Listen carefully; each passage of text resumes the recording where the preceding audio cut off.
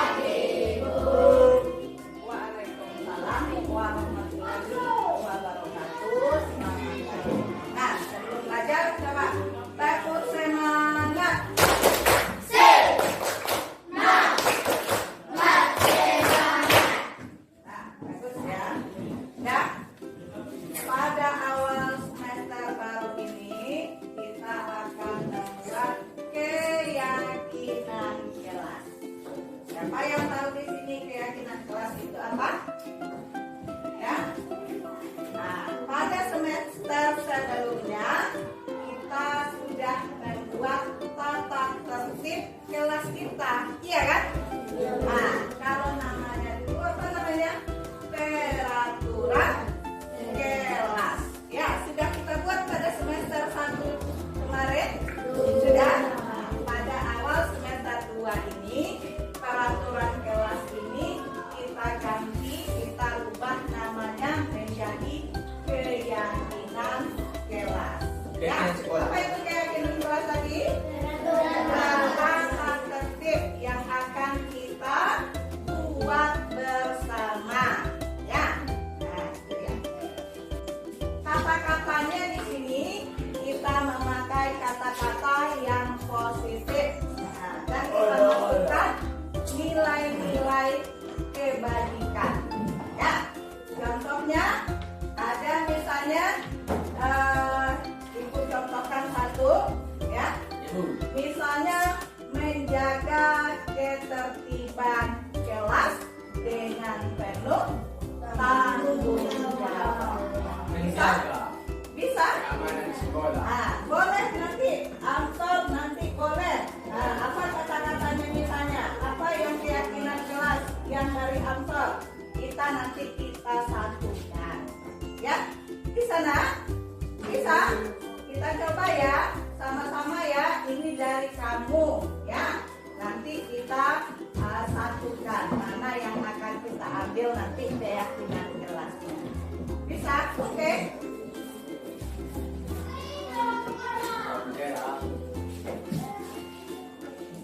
Nah, silakan kamu buat pada kertas yang ibu bagikan ini, ya. Semuanya bersama aku. Nah, satu saja nak ya. Nah, buat. Silakan ambil penanya. Ayo. Nanti ibu kita tempel yang ada lemnya nanti. Ini yang akan kita tempel. Ya.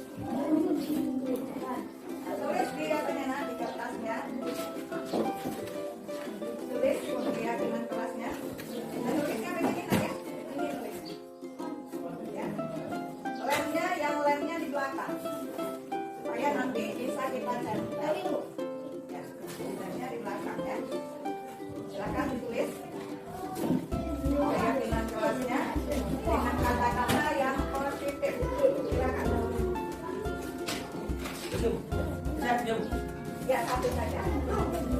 Satu saja nak.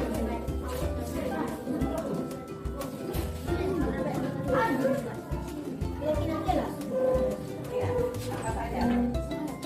Tadi saya mau contohkan tadi satu.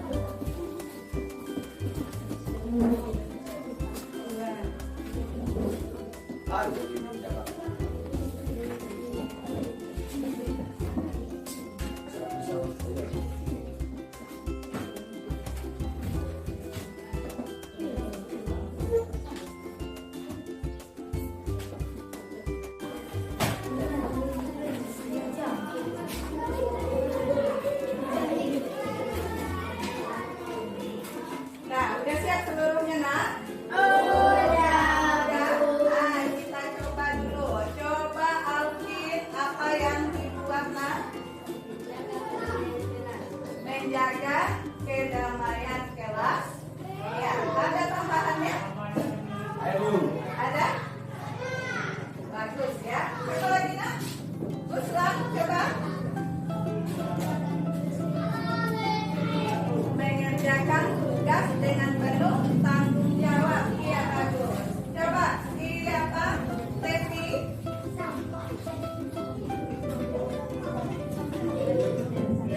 Iya, bagus. Menjaga kebersihan kelas dengan penuh tanggung jawab. Iya, bagus. Ya, sekarang keyakinan kelas ini akan kita tempel ya. Kita tempel di papan tulis ini. Nanti kita buatkan pada kertas karton ya. Nah, silakan ya. Mulai dari sini tempelkan ke papan tulis. Silakan nak.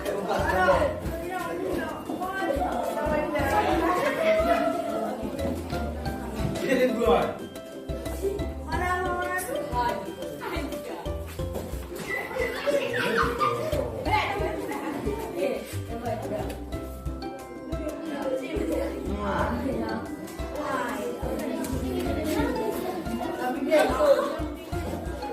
Ya, silakan lanjutkan. Oh, amazing.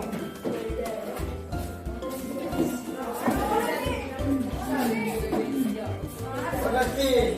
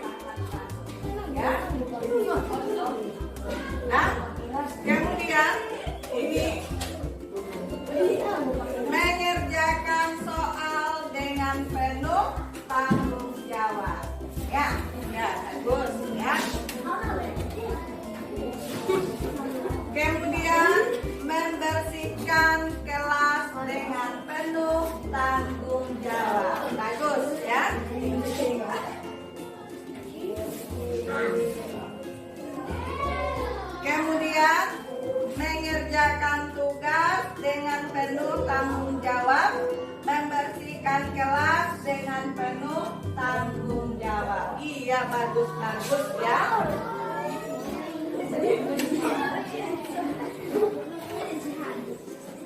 Kemudian, ini menjaga kebersihan kelas penuh tanggung jawab.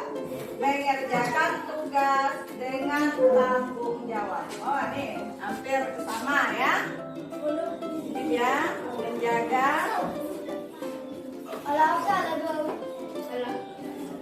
Oh, ini.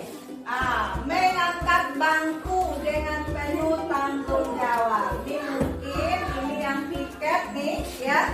Nah, yang laki-laki itu mengangkat bangkunya ya. Penuh tanggung jawab. Diangkat bangkunya ya.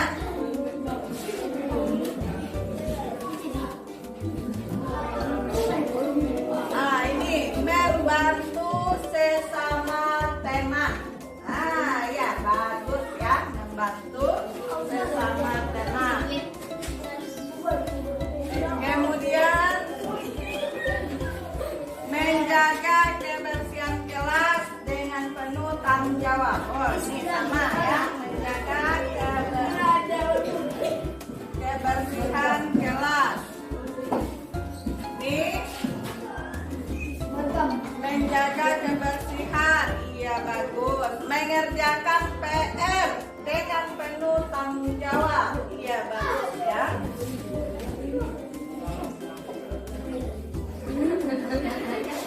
Melaksanakan pelajaran dengan tanggung jawab, ya.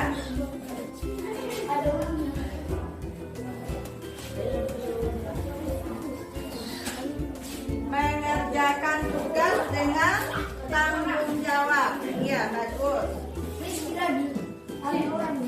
Mengerjakan tugas dengan tanggung jawab, membersihkan kelas dengan tanggung jawab, menjaga keamanan kelas. Ini ada 3 ya. Bagus ya. Kemudian ini saling menghormati, saling menghargai, saling menolong, menjaga ketertiban kelas, membuat PR dengan tanggung jawab, membersihkan lingkungan sekolah dengan tanggung jawab. Oh, banyak nih ya. Bagus ya. Ini lagi. Mengerjakan tugas dengan penuh tanggung jawab, menjaga kebersihan kelas dan lingkungan dengan penuh tanggung jawab. Oh, bagus ya. Kemudian ini saling menghormati, saling menghargai, saling menolong, menjaga kerapian kelas, membuat peraturan, menjaga kedamaian kelas. Bagus ya. Dan ini menjaga keamanan kelas. Ya bagus ya. Nah, berarti menjaga keamanan kelas ini banyak ya. Ini menjaga kebersihan lingkungan. Iya bagus. Ya. Menjaga tata tertib sekolah dan mengerjakan soal dengan bertanggung jawab. Bagus.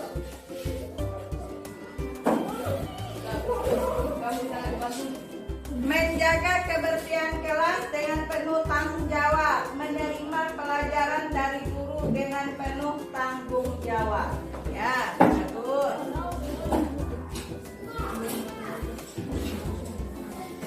Mengerjakan tugas dengan penuh tanggung jawab.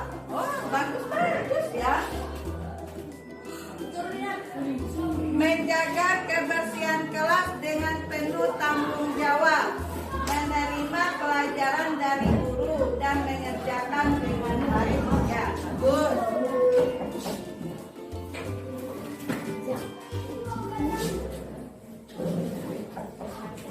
Mengerjakan tugas dengan tanggung jawab. Bagus ya.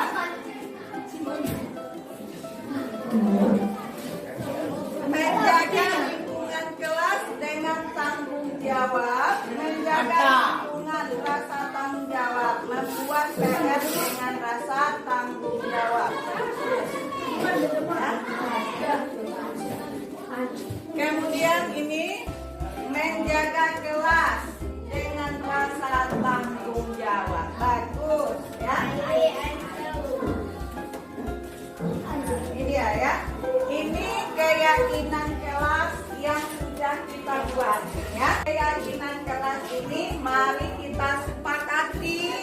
tanda tangan bersama. Boleh tanda tangannya di kertas ini.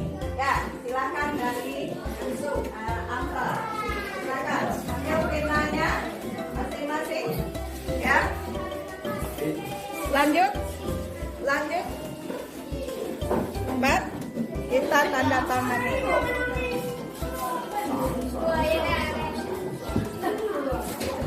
Ya.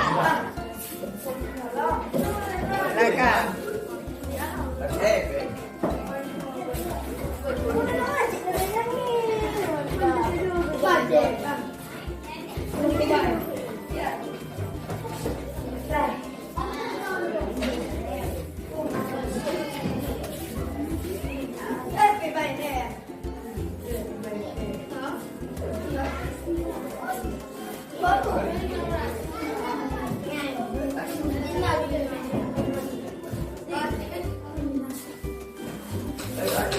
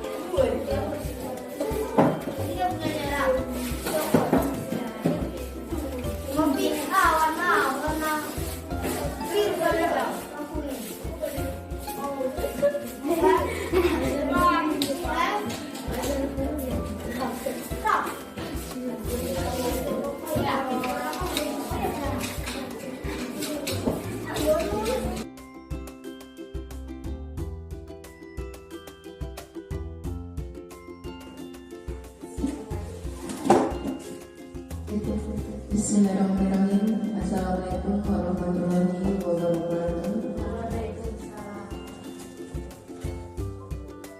Alhamdulillahirrahmanirrahim. Wassalatu wassalamu ala asyrofil anbiya'i wal mursalin wa ala alihi wa sahbihi ajmain. Puji syukur atas kehadiran Allah, di mana kita semuanya masih diberi rahmat dan hidayah, masih diberi kesempatan sehingga kita dapat hadir ke sekolahan yang kita cintai ini. Dan salawat berikan salam tapi seluruhnya kita doakan kepada Nabi Muhammad SAW yang berupa doa Allahumma sholli ala sayyidina Muhammad wa ala ali sayyidina Muhammad. Yang terhormat Ibu Kepala Sekolah SDN 21 Ananulu, terhormat Majelis Guru beserta karyawati SDN 21 Ananulu. Baiklah, di sini kami akan membacakan tertib acara pada hari ini. Yang pertama adalah pembukaan yang telah berlangsung. Yang kedua, kata sambutan dari kepala sekolah. Yang ketiga, sosialisasi body positif. Dan yang keempat, penutup. Sebelum masuk ke acara berikutnya, kita baca basmalah bersama-sama. Bismillahirrahmanirrahim. Mudah-mudahan acara pada hari ini berbicara lancar sampai selesai. Kita masuk ke acara berikutnya, yaitu kata sambutan dari Kepala Sekolah SDN 21 Luhak Nur. Waktu dan tempat kami persilakan.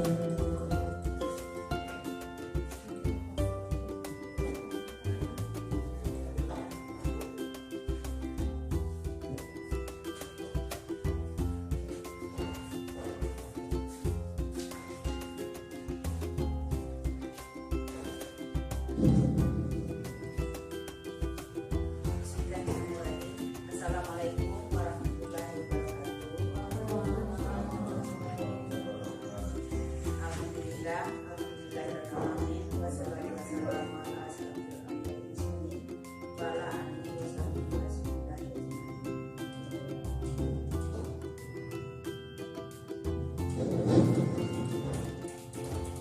Pada siang yang berbahagia ini, marilah kita sama-sama memanjatkan puji syukur kehadirat Allah Subhanahu wa Ta'ala.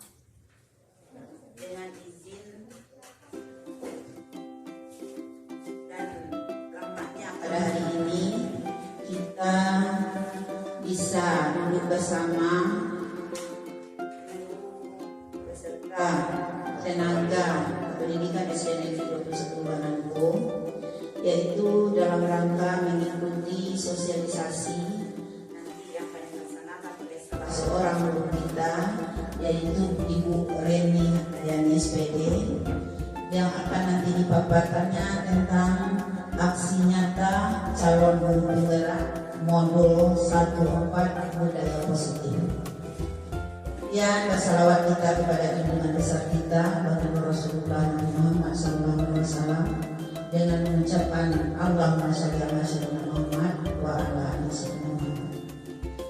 Tahan kita sebagai umatnya, semakin kita banyak bersalawat, mengirimkan salawat kepada Nabi Muhammad dan keluarganya, kita selalu diberinya syafaat baik dunia maupun di akhirat dunia. Amin ya rabbal alamin.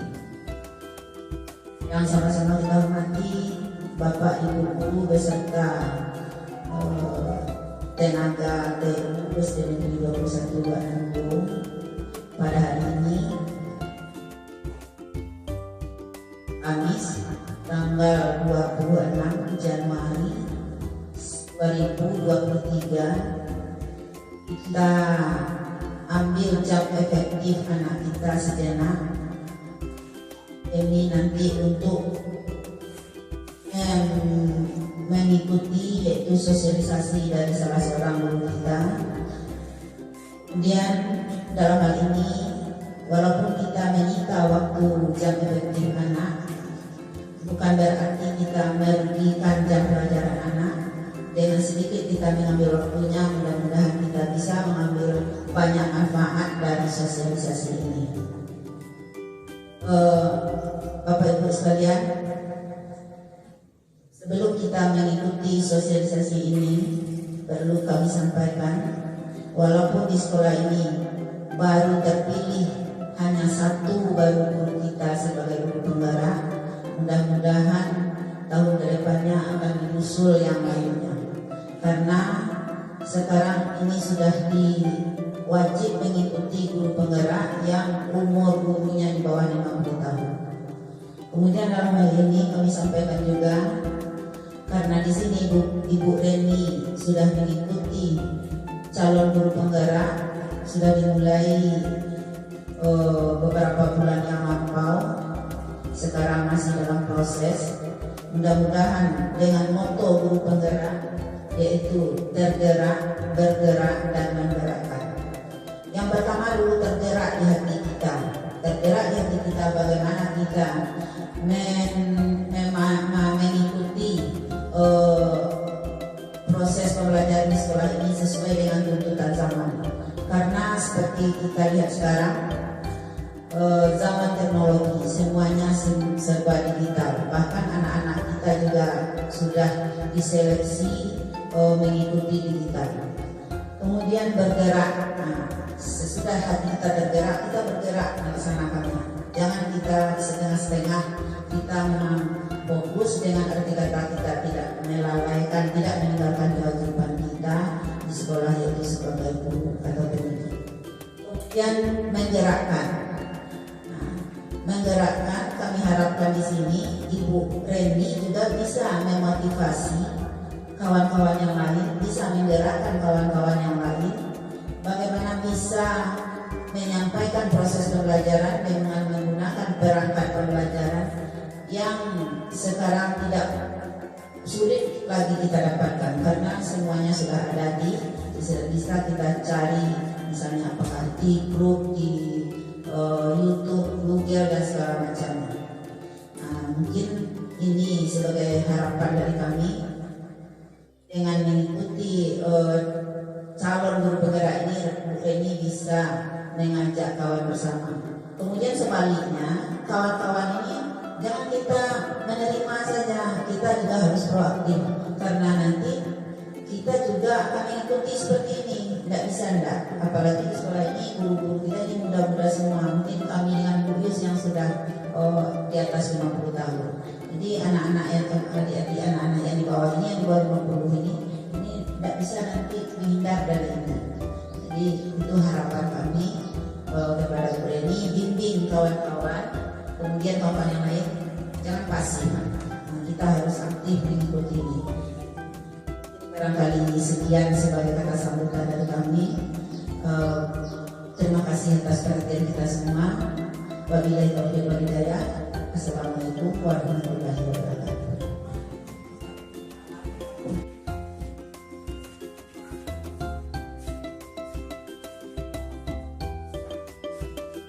Kita masuk ke acara berikutnya pada acara ini,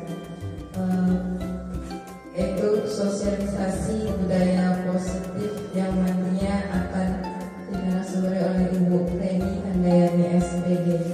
Kepada Ibu Reni Handayani SPG, waktu dan tempat kami persilakan.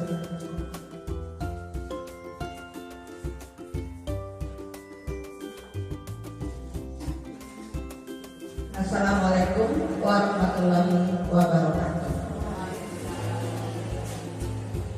Puji syukur marilah kita panjatkan kepada Allah Subhanahu wa Ta'ala yang mana telah memberikan kesempatan kepada kita sehingga kita dapat bertemu di ruangan ini untuk mengadakan sosialisasi budaya positif. Kemudian salawat dan salam kita hadiahkan kepada Nabi besar Muhammad Sallallahu Alaihi Wasallam berupa doa Allahumma sholli ala Sayyidina Muhammad wa ala ali Sayyidina Muhammad.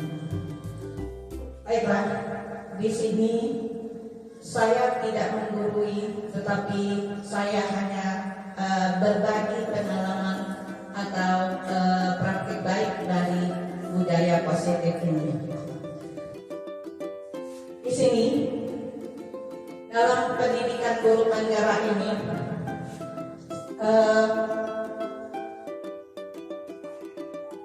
PP saya yaitu Bu Luciana, kemudian fasilitator saya adalah Bapak Aryasti.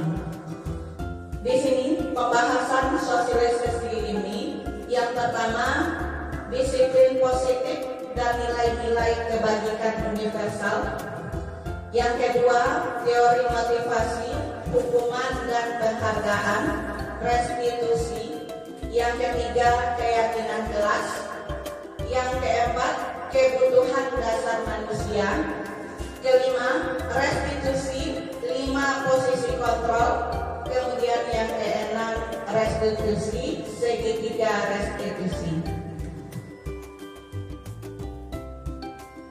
Kemudian pertanyaan pemantik di sini, apakah Anda setuju dengan pernyataan ini? Yang pertama, hukuman dapat mendisiplinkan anak. Yang kedua, pemberian hukuman dengan hal positif seperti membaca atau membersihkan halaman sekolah dapat meningkatkan disiplin anak. Yang ketiga, memberi penghargaan dapat meningkatkan motivasi belajar anak.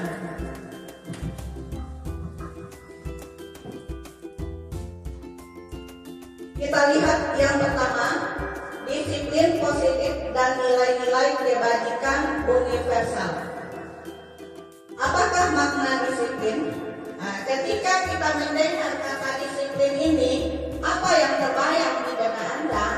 Apa yang terlintas di pikiran Anda? Kebanyakan orang akan menghubungkan kata disiplin ini dengan tata tertib, teratur, dan kepatuhan pada peraturan. Kata disiplin juga sering dihubungkan dengan hukuman, padahal itu sungguh berbeda. Karena belajar tentang disiplin positif tidak harus dengan memberikan hukuman. Apakah makna disiplin sebenarnya? Nah, kita lihat ya. Disiplin ini ternyata berasal dari bahasa Latin, yaitu disiplina, yang artinya belajar. Makna asal dari kata ini berkonotasi dengan disiplin diri dari murid-murid Sokrates dan Plato. Disiplin diri membuat orang menggali potensinya menuju sebuah tujuan apa yang dia hargai. Namun dalam budaya kita, makna kata disiplin ini telah berubah menjadi sesuatu yang dilakukan seseorang pada orang lain untuk mendapatkan kepatuhan. Kecenderungan umum adalah menghubungkan kata disiplin ini dengan ketidaknyamanan, bukan dengan apa yang kita hargai atau pencapaian suatu tujuan mulia. Nilai-nilai kebajikan universal, setiap perilaku atau perbuatan memiliki suatu tujuan. Dengan mengaitkan nilai-nilai kebajikan yang diyakini seseorang, maka motivasi intrinsiknya akan terbangun sehingga menggerakkan motivasi dari dalam untuk dapat mencapai tujuan mulia yang diinginkan. Nilai-nilai kebajikan yang ingin dicapai ini ya kita kenal dengan profil pelajar Pancasila. Ada 6 ya, yaitu yang pertama beriman, bertakwa kepada Tuhan Yang Maha Esa dan berakhlak mulia. Yang kedua adalah mandiri. Yang ketiga bernalar kritis. Yang keempat berkebinekaan global. Yang kelima bergotong royong, dan yang keenam kreatif. Teori motivasi, hukuman dan penghargaan, restitusi, ini teori motivasi perilaku manusia. Kalau yang pertama, untuk menghindari ketidaknyamanan atau hukuman, ini motivasinya berasal dari luar atau eksternal. Kemudian yang kedua, untuk mendapatkan imbalan dari orang lain atau institusi, juga ini motivasinya berasal dari luar atau eksternal. Yang ketiga, untuk menghargai diri sendiri, ini baru motivasinya internal, tujuan disiplin positif. Ya. Nah, sekarang kita ingin tahu dulu apa itu restitusi. Ya, mungkin baru kali ini ya ibu-ibu, rekan-rekan semua mendengar restitusi ini, atau apakah sebelumnya sudah ada yang mendengar atau mendengar dari masa lain, ibu-ibu? Nah, baru kali ini ya. Nah, baru kita lihat ya. Jadi restitusi ini adalah proses menciptakan kondisi bagi murid untuk memperbaiki kesalahan mereka, sehingga mereka bisa kembali pada kelompok mereka dengan karakter yang lebih kuat. Restitusi ini juga merupakan proses kolaboratif yang mengajarkan murid untuk mencari solusi untuk masalah mereka dan membantu murid berpikir tentang orang seperti apa yang mereka inginkan atau tujuan mulia, dan bagaimana mereka harus memperlakukan orang lain.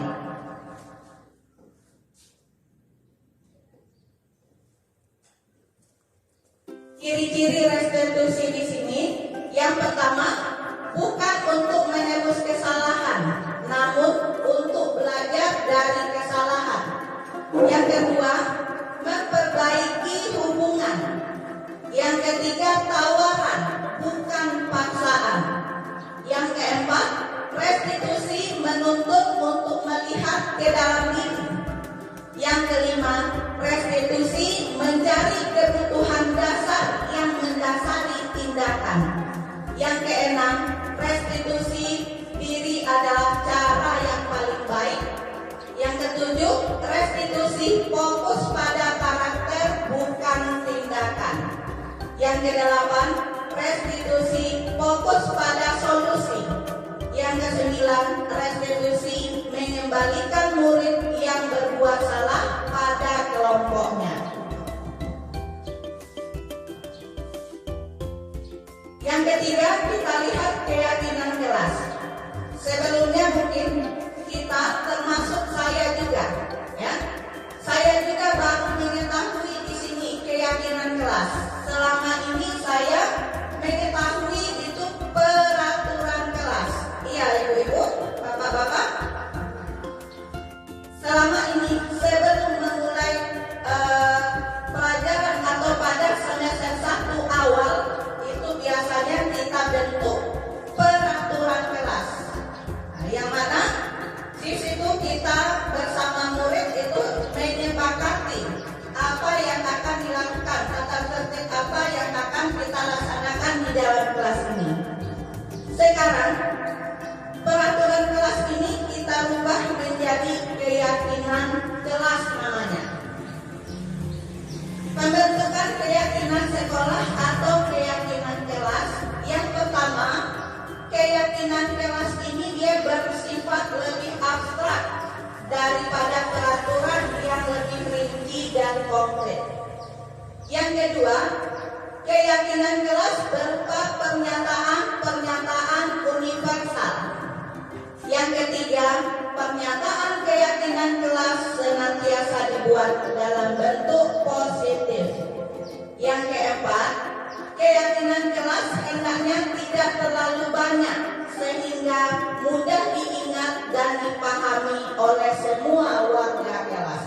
Jadi di sini yang inti-intinya setelah kita pilah-pilah, kita ambil yang intinya, mana yang pentingnya, itu yang kita buatkan dalam keyakinan kelas. Keyakinan kelas sebaiknya sesuatu yang dapat diterapkan di lingkungan tersebut. Semua warga kelas hendaknya ikut berkontribusi dalam pembuatan keyakinan kelas lewat kegiatan curah pendapat. Kemudian yang terakhir, bersedia meninjau kembali keyakinan kelas dari waktu ke waktu.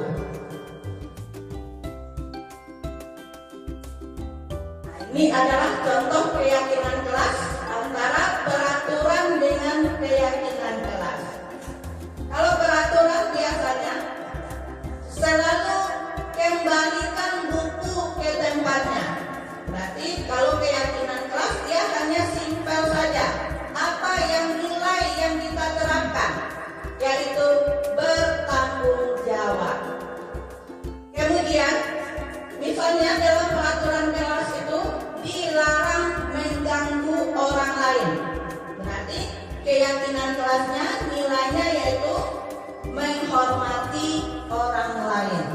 Nah, begitu kata-katanya kita rubah. Hadir di sekolah 15 menit sebelum pelajaran dimulai. Berarti ada komitmen di dalam dirinya. Ya.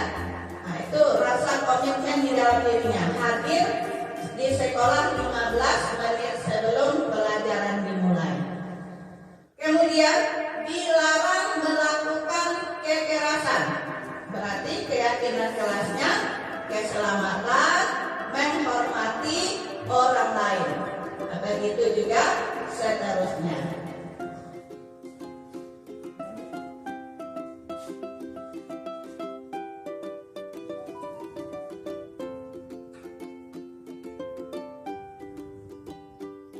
Kemudian yang keempat adalah kebutuhan dasar manusia.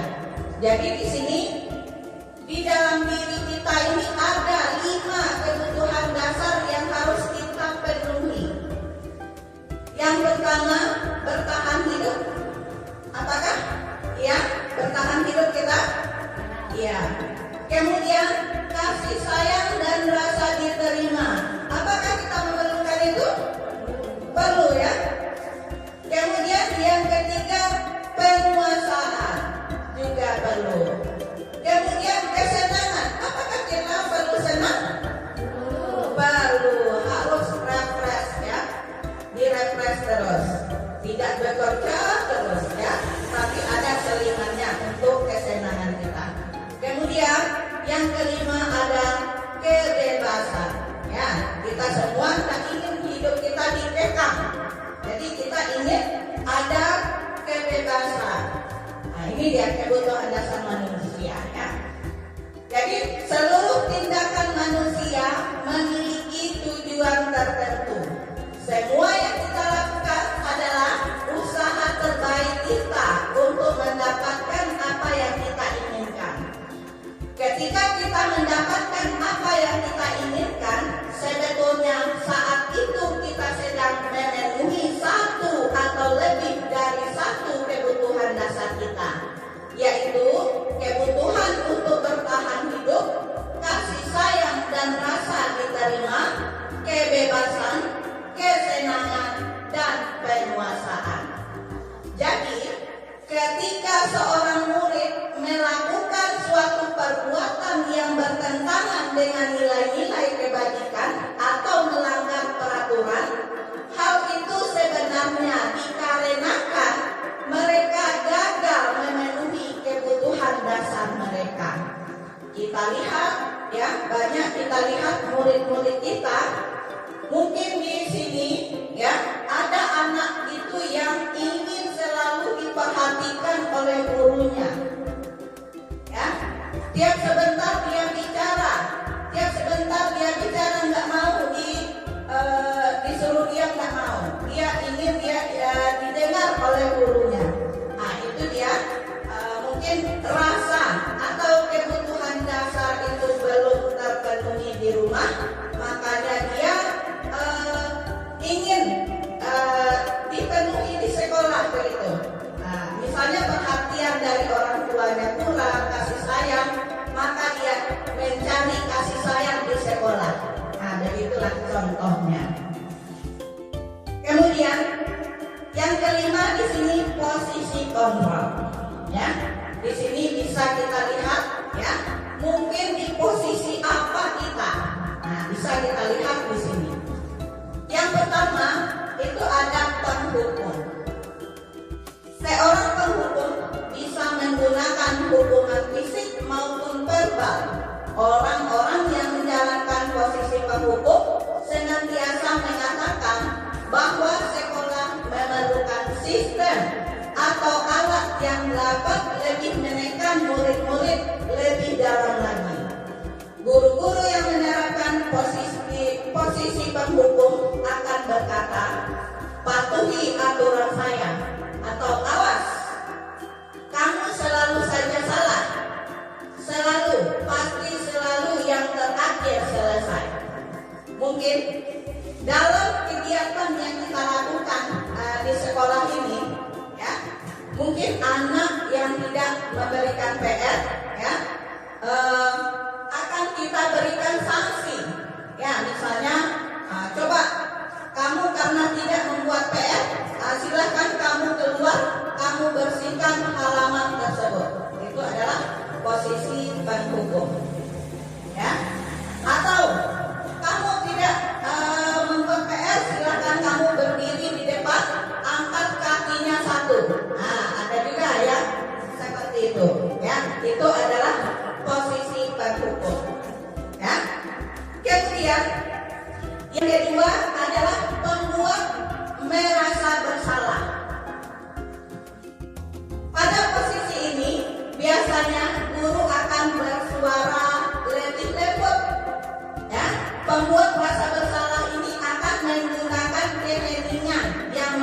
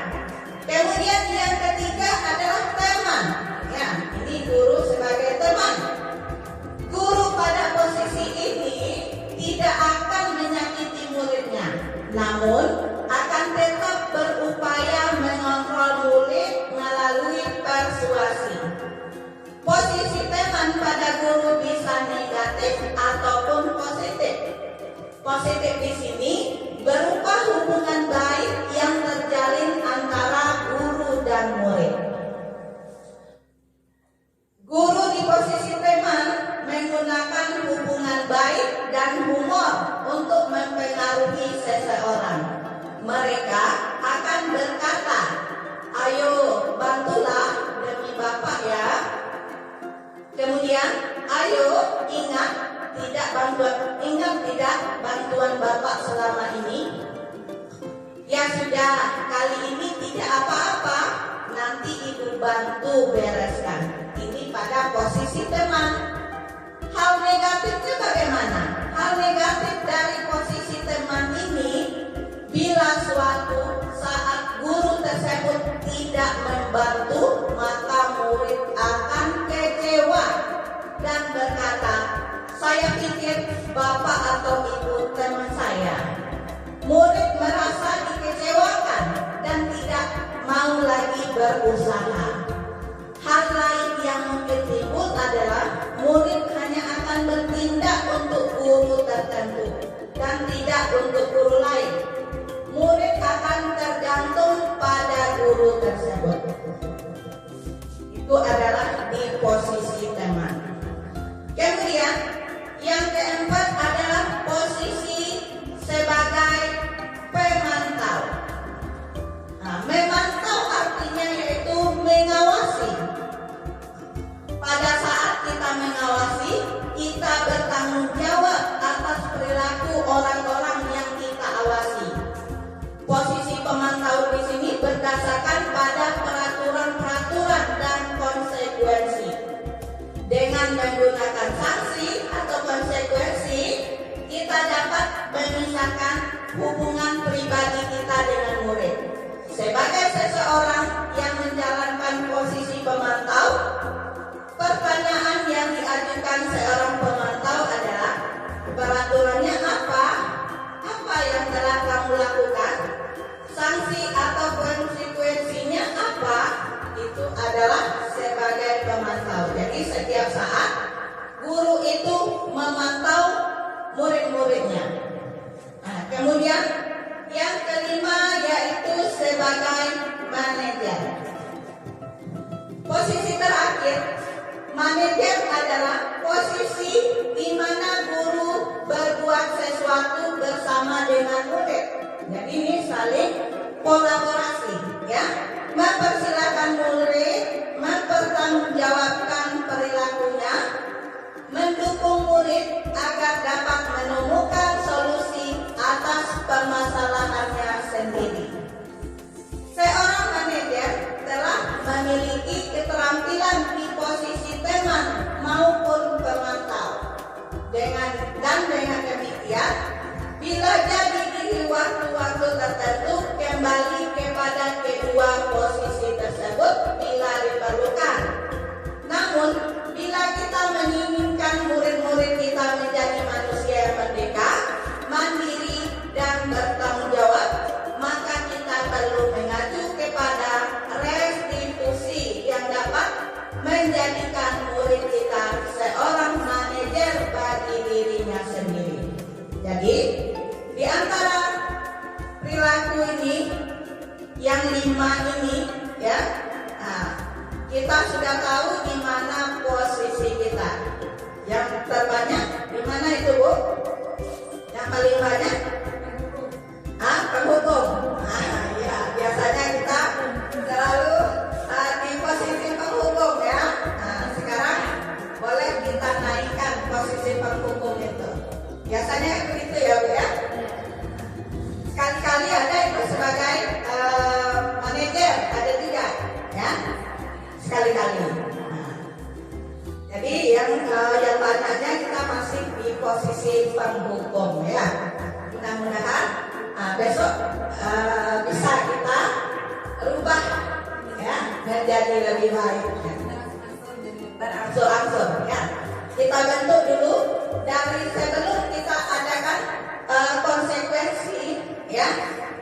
Apabila anak berbuat salah itu, tentu kita buat dulu keyakinan keras dulu pada awal pelajaran atau awal tahun pelajaran, ya. Kita buat itu keyakinan keras.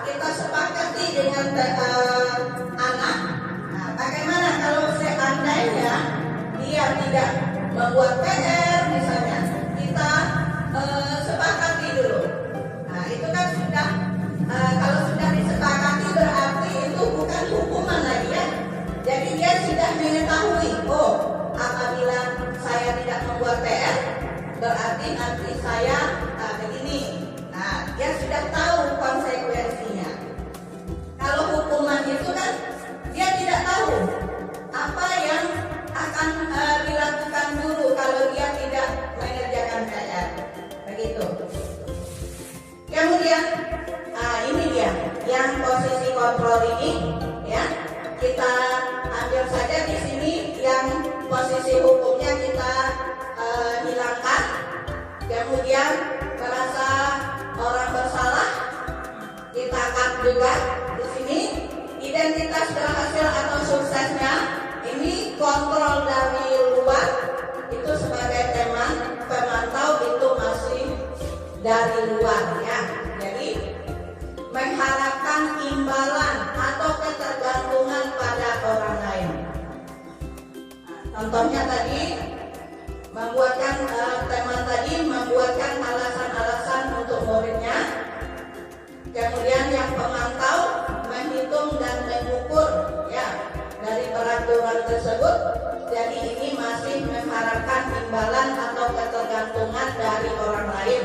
Jadi ini kontrolnya berasal dari luar. Berarti kalau tidak ada guru tersebut sebagai temannya berarti dia tidak mematuhi peraturan. Jadi dia hanya mengharapkan imbalan atau ketergantungan dari orang lain. Kemudian ini identitas berhasil atau sukses yaitu kontrol dari diri. Ini menghargai diri sendiri. Jadi kalau sudah ada tertanam di dalam dirinya, ya sudah tertanam. Contohnya, saya kalau tidak mengerjakan PR, saya malu ya, saya malu nanti saya begini konsekuensinya sudah disebutkan di awal keyakinan kelas. Jadi dia merasa dari dirinya merasa tidak enak ya. Nah ini sebagai manajer ini jadi kontrolnya berasal dari diri, menghargai diri sendiri.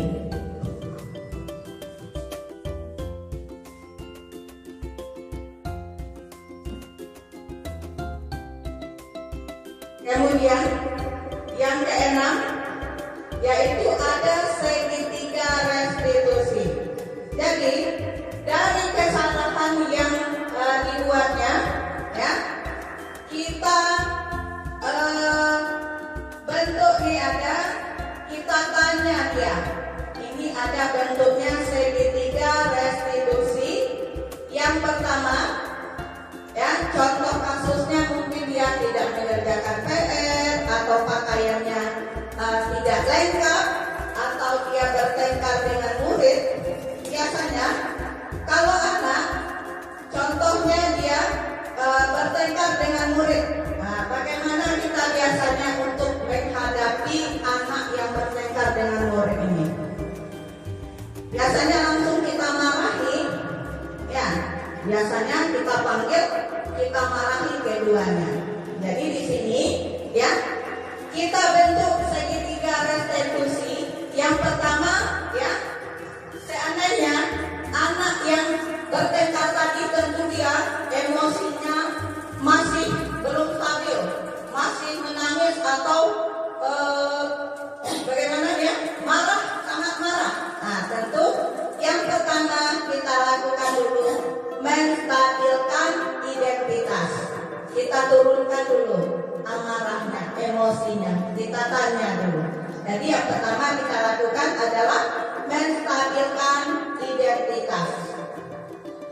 Baru yang kedua, ya contohnya menstabilkan identitas ini. Kata-katanya yaitu setiap orang pasti melakukan kesalahan. Jadi kita lihat, kita tanya anak itu nanti ada contoh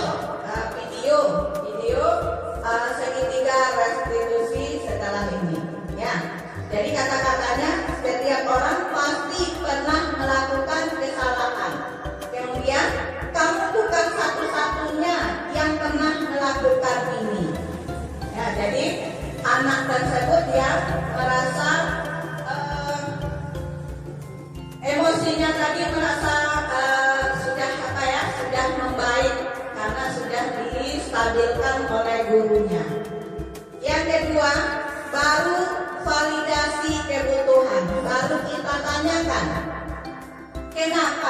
kenapa dia memukul temannya. Tentu kita tahu dulu alasannya kenapa dia melakukan itu, ya. Nah, baru setelah tadi stabil identitas, baru kita lakukan validasi kebutuhan, yaitu kamu tentu punya alasan mengapa melakukan itu. Kemudian, adakah cara yang lebih efektif untuk mendapatkan apa yang kamu butuhkan? Kemudian yang ketiganya menanyakan keyakinan. Jadi di sini setelah divalidasi, baru kita tanyakan keyakinannya. Jadi nilai apa yang telah kita sepakati, atau nilai apa yang telah kamu langgar. Kemudian kamu ingin menjadi, kita tanyakan setelah nilai yang dilanggar, baru kita tanyakan kamu ingin menjadi orang seperti apa. Ini adalah contoh penerapan segitiga restitusi. Ini tentang kelengkapan pakaian.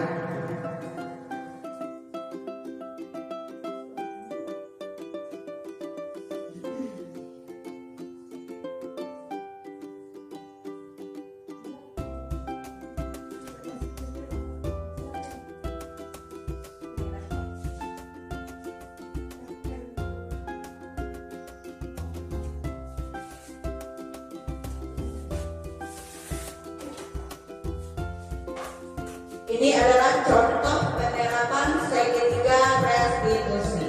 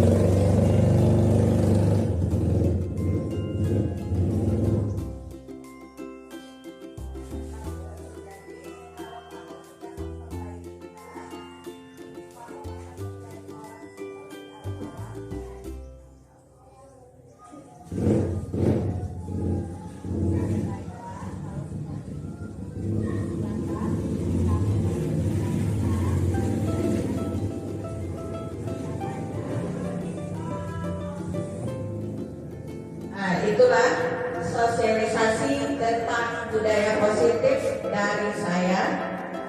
Apabila ada pertanyaan, kami persilahkan.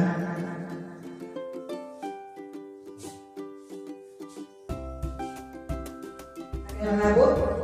Tidak ada? Baiklah, kalau tidak ada, kami cukupkan sampai di sini.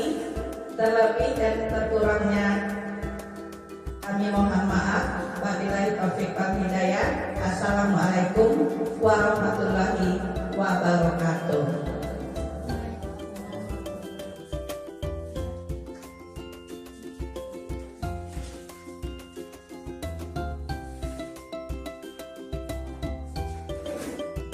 Terima kasih kepada Ibu dari SPD yang telah menyampaikan materinya tentang sosialisasi budaya positif. Mudah-mudahan apa yang beliau sampaikan dapat kita pahami dan dapat kita laksanakan pengaplikasiannya dalam kegiatan belajar mengajar di sekolahan kita di SDI 21 Tuhan dan Baik, saya selaku